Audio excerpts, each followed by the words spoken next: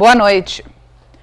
Os servidores públicos municipais de Santos estão reunidos neste momento na Associação Atlética dos Portuários. A assembleia é para decidir se a categoria que está em greve aceita ou não a proposta da Prefeitura. A repórter Jéssica Santos está no local e traz todos os detalhes.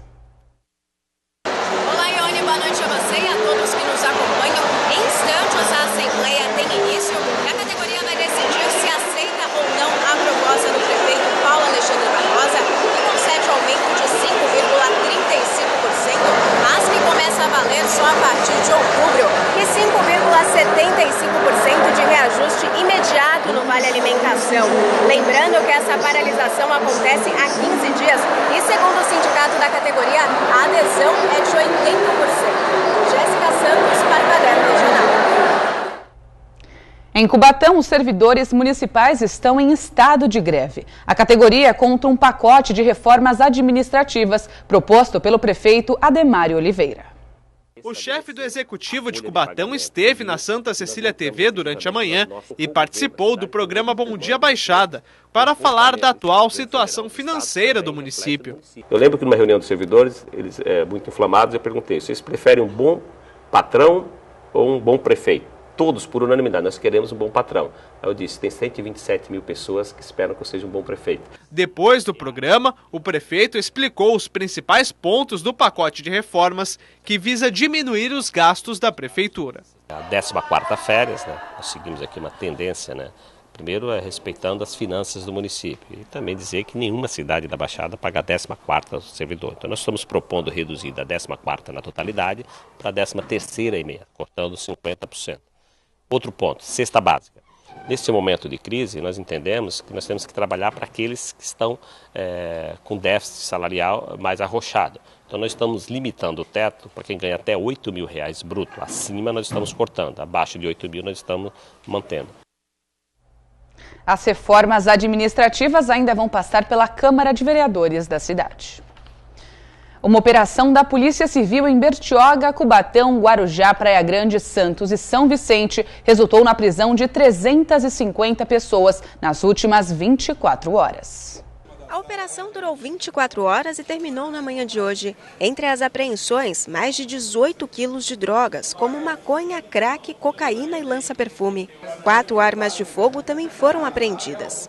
Nós contamos com 153 policiais operacionais. Nós tivemos a condução de 350 pessoas às delegacias de polícia. Essa operação transcorreu dentro da normalidade, não tivemos nenhum incidente, nenhum registro de confronto entre policiais e a população. Em Cubatão, os policiais prenderam 2 pessoas envolvidas em crimes que aconteceram nas rodovias do sistema Anchieta Imigrantes. Um deles, Alessandro Jesus de Santana, de 31 anos, foi encontrado com um revólver calibre 38 com a numeração raspada. Fernando Silva de Almeida, de 18 anos, conhecido como Cerol e Fininho, foi encontrado com objetos roubados das vítimas. O Fernando ele costumava postar fotos em redes sociais se gabando dos roubos cometidos e demonstrando o produto do ilícito. Então, as vítimas de roubo à rodovia estão sendo chamadas à delegacia para efetuar o reconhecimento dele e do comparsa. A operação também cumpriu 82 mandados de prisão administrativa pela falta de pagamento de pensão alimentícia. Um número bem razoável, até pela dificuldade que a gente encontra de localizar essas pessoas. Por quê? Até o próprio Fórum Oficial de Justiça tem dificuldade de citar, porque o devedor de pensão, ele se esquiva, tá? Então, é muito complicado a gente realizar. Então, o número é bastante alto e bem significativo. Segue até amanhã em Santos o 31º Congresso de Secretários Municipais de Saúde do Estado de São Paulo. O evento é considerado um dos maiores do setor no país e tem como objetivo difundir boas práticas na área. O congresso reúne 1.500 pessoas, entre elas mais de 200 secretários municipais de saúde de todo o estado.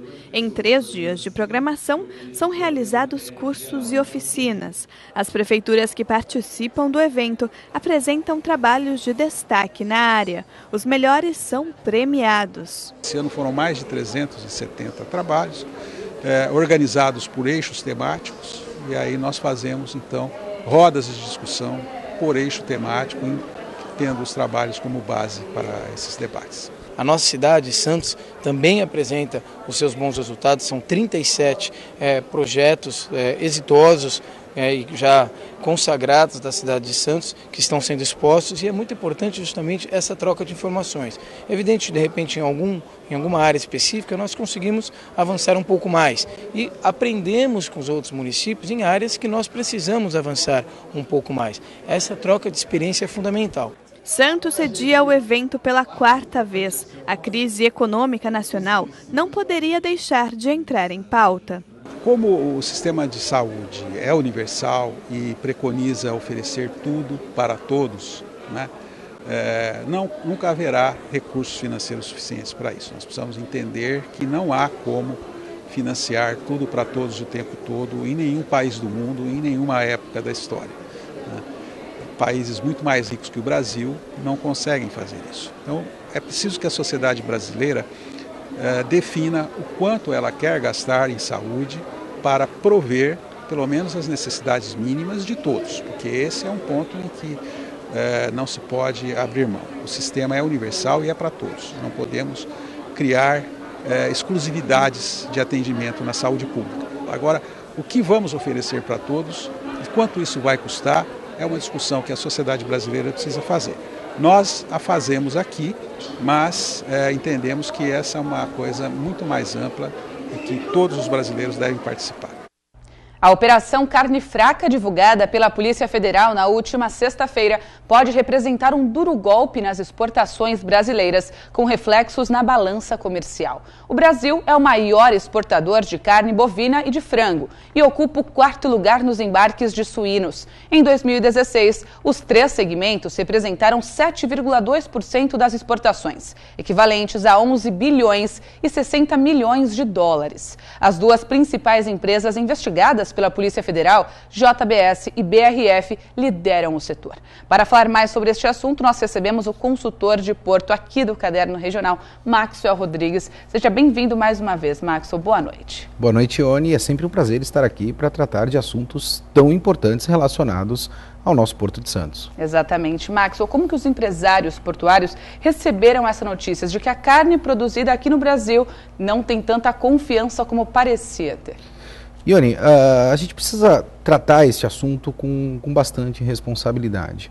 E aí eu vou me utilizar de um exemplo que eu gosto bastante. Toda vez que a gente tem uma guerra, efetivamente, esta guerra é vencida através de inúmeras batalhas. E a grande diferença para que você tenha sucesso ao vencer esta guerra é a transição de uma batalha para outra e de quantos soldados você vai continuar tendo da primeira batalha para a segunda batalha. Por que eu estou me utilizando desse exemplo? Porque nós não podemos vencer essa guerra, que é a questão da crise econômica que nós vivenciamos hoje, versus essas questões de corrupção, fazendo com que a gente perca muitos soldados. E é o exemplo do que vem acontecendo nesta operação. Nós estamos colocando tudo dentro de um único balaio e isto vem refletindo em todo o processo de exportação.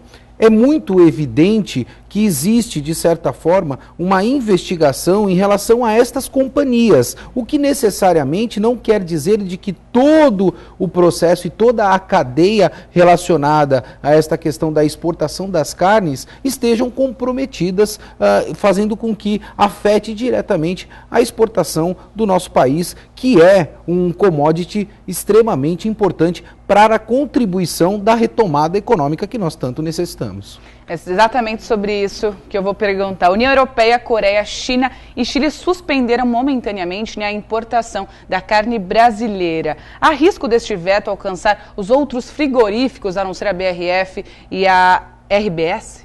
a gente precisa entender que a falta de comunicação do governo federal em operações como esta necessariamente refletem numa situação como esta, Ione. E isso é bastante preocupante. Faltou comunicar melhor do que realmente está ocorrendo. E este fato que nós estamos vivenciando, eu entendo que nós estamos perdendo algo em torno de 5 a 10 anos para retomarmos o estágio que nós estávamos inicialmente nas exportações de carne do país. Esse mercado de exportação da carne, não só bovina, mas de outras carnes também, é um mercado que veio se desenvolvendo ao longo dos últimos 10 anos, se fortaleceu bastante, ocupou um espaço no cenário internacional bastante importante e hoje, para que nós possamos retomar toda a credibilidade, nós vamos perder algo em torno aí de 5 a 10 anos para que volte novamente o mercado internacional a ter toda a confiabilidade nesse segmento. E o que deve ser feito exatamente para isso, para resgatar essa confiança, né, do mercado brasileiro aos olhos dos mercados internacionais? Não só a interlocução que foi feita mais recentemente, onde toda a esfera política ali foi para uma churrascaria para demonstrar que não existia problema com a carne brasileira. Eu acho que a fiscalização ela deve ser muito maior em relação aos frigoríficos hoje que estão supostamente habilitados e ter uma campanha internacional demonstrando aí toda a seriedade que existe dentro desse segmento para que nós possamos talvez retomar com uma velocidade um pouco maior, Ione.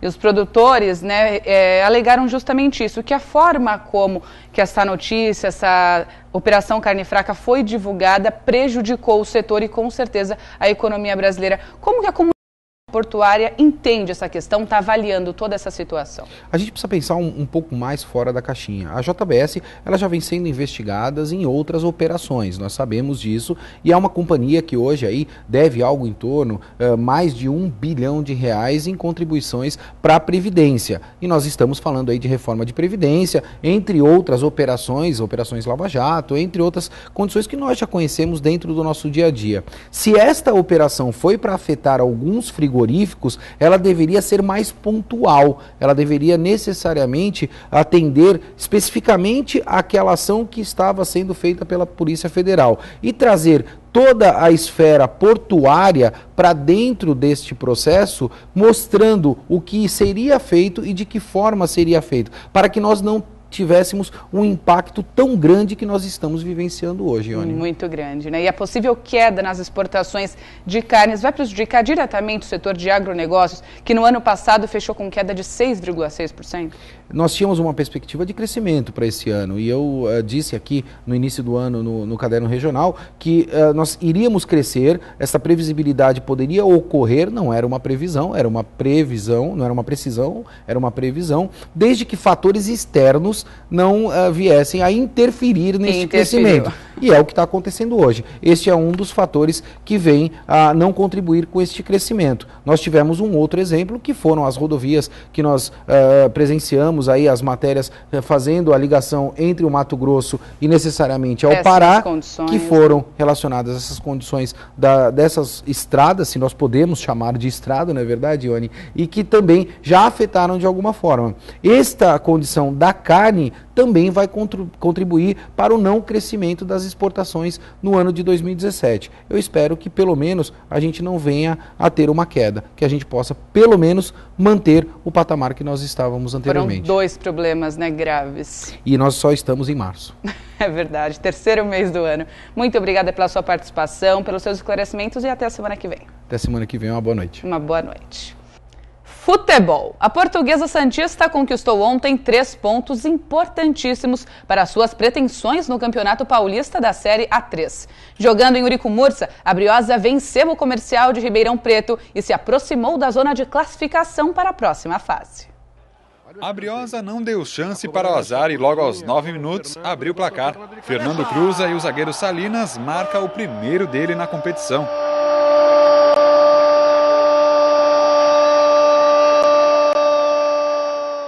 Treinamento, acho que o Marcelo me deu a oportunidade vendo eu treinar. A Portuguesa continuou melhor e aos 39 minutos teve esse pênalti duvidoso a seu favor. Fernando primeiro e depois Lucas Lino no rebote não conseguiram superar o goleiro Otávio. fora. No finalzinho do primeiro tempo, o Comercial pressionou a Briosa, que segurou a vantagem. Na volta do intervalo, a Portuguesa queria decidir rápido a partida. Aos 6 minutos, Lucas Lino recebe um belo lançamento e é derrubado dentro da área. Pênalti. Ele mesmo foi para a cobrança e não desperdiçou.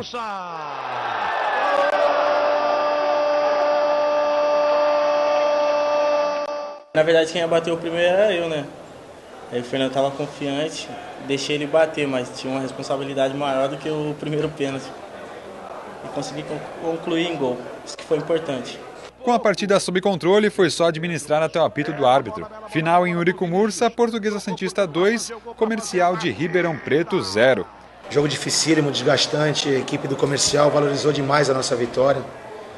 Um jogo complicado, estávamos no placar com 1-0, tivemos um pênalti, não convertemos, mas mostrou a maturidade da equipe, continuou centrada, continuou no jogo. Poderia ser se a equipe não fosse bem preparada, principalmente de cabeça, era um momento do jogo que poderia desgarrar, mas a equipe teve calma, teve tranquilidade, conseguiu o segundo gol e acho que o Comercial valorizou muito a vitória. E o campeonato é dificílimo, é um perde-ganha muito grande, é muito complicado e a Portuguesa tem que fazer o seu papel e fez muito bem. Com o resultado, a Portuguesa Santista chegou aos 20 pontos e subiu da 11ª para a 10ª posição. A Briosa tem 1 ponto a menos que o 8º colocado, o Desportivo Brasil, primeiro na zona de classificação.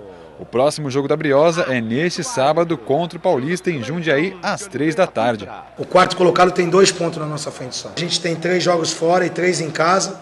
E agora é hora da equipe mostrar isso que fez hoje, a maturidade, o comprometimento e principalmente a personalidade. A equipe está criando um corpo, realmente, jogo dificílimo, a equipe mostrou que tem muita maturidade e é bem credenciada a conseguir a vaga entre os 8. Da Série A3 do Paulista para a Série A1.